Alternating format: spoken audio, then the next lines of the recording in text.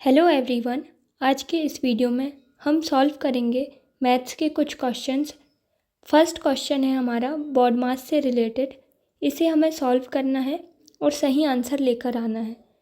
चूँकि जब भी आपके एग्ज़ाम में क्वेश्चन बॉड मास का आए तो आप ध्यान रखेंगे कि आप उसका इंग्लिश वर्जन ही देखकर सॉल्व करें, क्योंकि हिंदी वर्जन से यदि करते हैं तो आपको दिक्कतें आ सकती हैं और क्वेश्चन गलत हो जाता है। तो चलिए हम स्टार्ट करेंगे। फर्स्ट क्वेश्चन है हमारा, आप देख सकते हैं हमारा क्वेश्चन क्या लिखा हुआ है।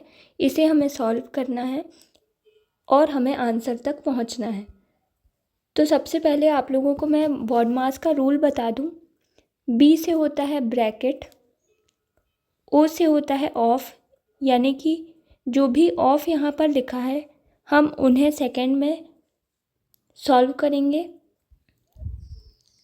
इसके बाद डी से होता है डिवाइड, डिवाइड वाले ऑप्शन को सॉल्व करेंगे। एम से होता है मल्टीप्लाई, ए से होता है एडिशन और एस से होता है सब्ट्रैक्शंस। तो इस तरीके से बॉड मास रूल लगता है।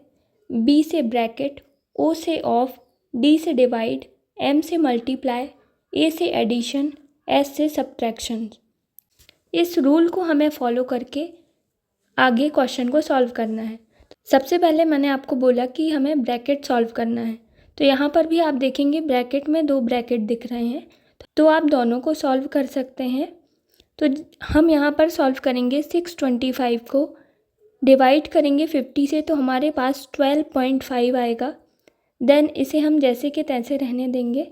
अब आप आ जाएंगे इस ब्रैकेट में।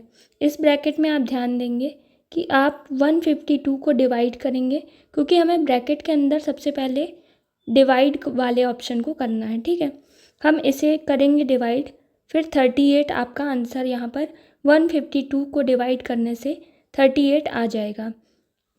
अब इसके बाद आप ध्यान रखें, यहाँ पर चूँकि हम ब्रैकेट ही सॉल्व कर रहे हैं तो आप मल्टीप्लाई भी कर सकते हैं। तो यहाँ हमने मल्टीप्लाई करके 150 कर दिया है। अब हम ये ऑफ वाले ऑप्शन को, ऑफ को हमें सॉल्व करना है। ठीक है, यहाँ पर हमने इस परसेंटेज को 100 के रूप में लिखा है, बाकी सारी चीज़ें एज इट इज़ हैं। इसके पश्चात आप देखेंगे कि हम जब 37.5 को इंटू करते हैं 40 से तो ये आपको प्राप्त होता है, और हम इस दशमलव को हटाकर यहाँ पर एक जीरो और बढ़ा देंगे। तो इस तरीके से ये हमारे पास आ जाएगा। अब आप इसे सॉल्व करेंगे तो ये समीकरण आपको प्राप्त हो जाएगा। अब लास्ट में आप ब्रैकेट को ओपन करेंगे, इसे जब आप प्लस करेंगे तो 203 आएगा। इसके पश्चात आप इसका 14% निकाल देंगे, तो ये अप्रॉक्सीमेट 28.42 के करीब आएगा। तो आप आंसर को 28 क्लिक कर देंगे। तो इस तरीके से आप बॉड मास का यूज़ करेंगे और फिर आप आंसर पे टिक करेंगे। ठीक है, अब चलिए हम नेक्स्ट क्वेश्चन पे मूव करते हैं। नेक्स्ट क्वेश्चन हमारे पास है कि एक छात्रावास में 600 लड़के हैं, इनमें से प्रत्येक लड़का हॉकी या फुटबॉल दोनों खेलता है। यदि 75% केवल हॉकी खेलते हैं और 45% केवल फुटबॉल खेलते हैं, तो हमें दोनों खेलने वाले बच्चों की संख्या बताना है। ठीक है, टोटल कितने हैं? 600 हैं। इसमें भी हमें पता है 75% हॉकी खेल रहे हैं और 45% फुटबॉल खेल रहे हैं। तो हमें कुछ कॉमन निकालना है, जो कॉमन है उनकी संख्या बताना है। तो आप पहले 600 को 100% मान लेंगे, लेकिन आप देखेंगे कि हॉकी और फुटबॉल खेलने वाले बच्चों का जो प्रतिशत है ये 120% है। तो इसीलिए आप इसे 120% से 100% को माइनस करेंगे, देन आपके पास 20% आ जाएगा। ये जो 20% है यही वैल्यू आपकी एक्स्ट्रा है जो दोनों को खेल रही है। इसलिए हम 600 का 20% निकालेंगे। जो दोनों बच्चे खेल रहे हैं 20% ऐसे बच्चे हैं जो दोनों को खेल रहे हैं, हॉकी और फुटबॉल दोनों को खेल रहे हैं। इसलिए 600 का 20% हम निकालेंगे तो 120 आ जाएगा और यही हमारा आंसर होगा। तो इस तरीके से बहुत ही इजी क्वेश्चंस देखने को भी मिलते हैं, तो आपको पैनिक नहीं होना है, आपको सिर्फ सॉल्व करना है। ठीक है, अब हम थर्ड क्वेश्चन पे मूव करते हैं। थर्ड क्वेश्चन हमारा दिया हुआ है, एक ट्रक 70 किलोमीटर प्रति घंटे की गति से चल रहा है और 12 घंटे में एक निश्चित दूरी तय करता है। कार की औसत गति क्या है जो समान समय में 120 किलोमीटर अधिक दूरी तय करता है। ठीक है, तो हमें लिखना है ट्रक की चाल 70 किलोमीटर प्रति घंटे, समय दिया हुआ है 12 घंटे। चूँकि आप लोग जानते होंगे दूरी बराबर चाल गुणित समय होता है, इसीलिए 70 गुणित 12 करेंगे हम तो 840 किलोमीटर प्रति घंटे ये हमारी दूरी आ जाएगी। ठीक है, लेकिन क्वेश्चन में बोला है 120 किलोमीटर और अधिक दूरी इसमें तय करना है।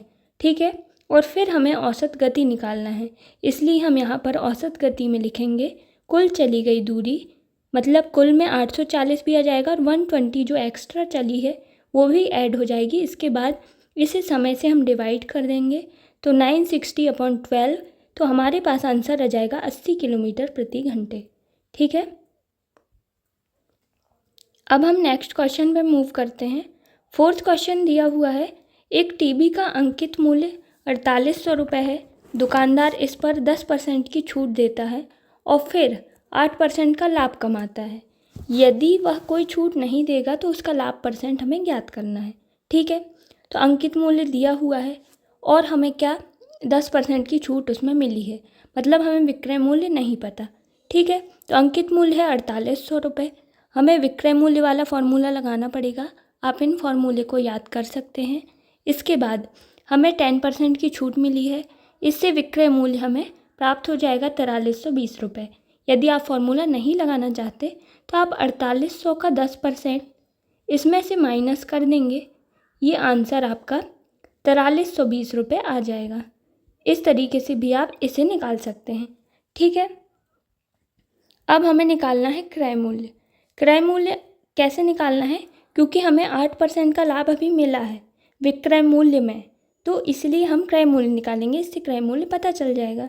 ठीक है, तो 4320 जो विक्रय मूल्य है, इस फॉर्मूले में हमको वैल्यू पुट करना है। 8% का लाभ है तो इसे आप कट करेंगे तो ये 40 बार से चला जाएगा और ये 4000 हमारा क्रय मूल्य आ जाएगा। क्वेश्चन में बोला गया है कि यदि कोई दुकानदार छूट नहीं देता है तो उसका हमें लाभ परसेंट निकालना है। तो यदि छूट नहीं देगा तो विक्रय मूल्य है 4800, लेकिन छूट देने के बाद और 8% का लाभ कमाने के बाद उसका क्रय मूल्य हो रहा है 4000, इसलिए हमें लाभ यहाँ पर मिल रहा है 800 रुपये का। 800 रुपये का लाभ किस में मिल रहा है, 4000 रुपये में मिल रहा है, इसलिए लाभ परसेंट इस तरीके से आप निकाल लेंगे, लाभ इंटू 100 अपॉन क्रय मूल्य, तो ये हमारा 20% आंसर हो जाएगा। तो इस तरीके से आप इसे निकाल सकते हैं। इसे अंकित मूल्य या विक्रय मूल्य वाले किसी भी क्वेश्चन को सॉल्व करने के लिए आप लोगों को फॉर्मूले याद होने चाहिए, तभी ये हो सकता है। अब हमारा 5th क्वेश्चन है, आर्यन 6 वर्षों के लिए साधारण ब्याज पर 14,500 रुपये की राशि का निवेश करता है। किस वार्षिक ब्याज दर पर उसे 21,460 रुपये प्राप्त होंगे। तो यहाँ पर हमें क्वेश्चन में मूलधन दिया गया है और मिश्रधन दिया गया है, तो हमें साधारण ब्याज पहले निकालना पड़ेगा, फिर हम इस ब्याज की दर निकालेंगे। तो आप मिश्रधन से मूलधन को माइनस कर देंगे तो आपका साधारण ब्याज आ जाएगा। समय दिया हुआ है क्वेश्चन में 6 वर्ष।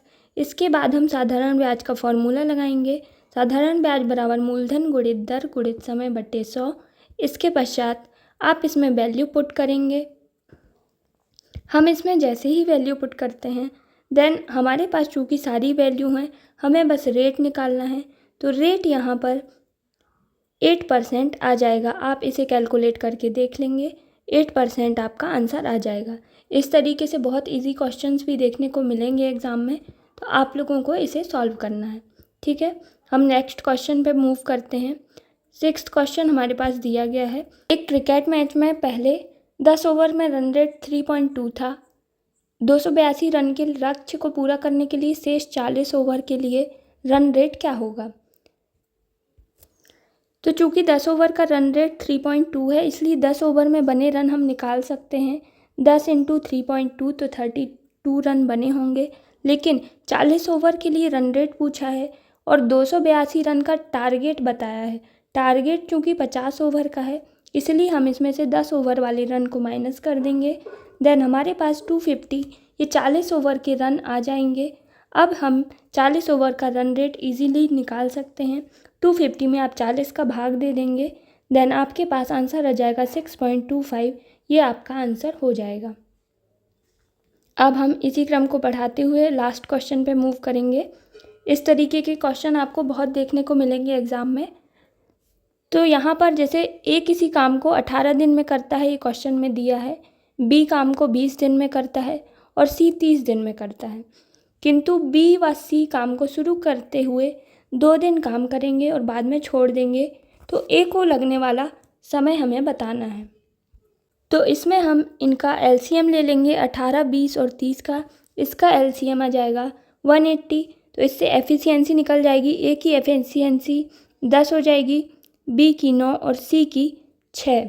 इस तरीके से चूँकि क्वेश्चन में बोला गया है बी और सी 2 दिन काम करते हैं, इसके बाद काम को छोड़ देते हैं, तो हम यहाँ पर देखेंगे 2 × 9 + 6 क्या है, 9 बी द्वारा किया गया कार्य और 6 सी द्वारा किया गया कार्य है, इसलिए ये हो जाएगा 15 × 2।